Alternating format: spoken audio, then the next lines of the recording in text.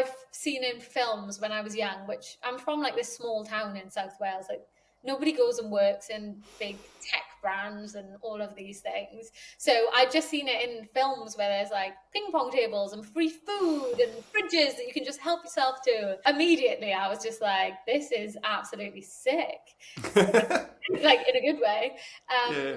So that was interesting. And when I joined, they were building out the live team. So I was part of the TikTok live team in Europe. And when I started, I always forget the number, whether it was like 7 or 11 of us. And then when I left, there was over 130 of us.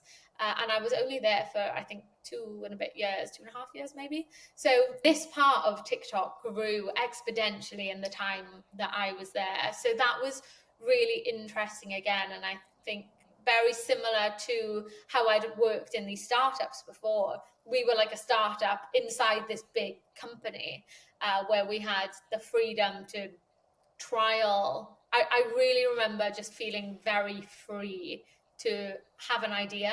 And my boss, a guy called Sammy, who's worked in tech forever, really great boss, just really just was like, yeah, why don't you try that? Go on then. I'd think, oh, I've got an idea, but then, it might not turn into anything. But he really championed, I think, people who wanted to do things. And I definitely had lots of ideas. So it was a really fun place to work. The team was brilliant. I really enjoyed the people that I worked with.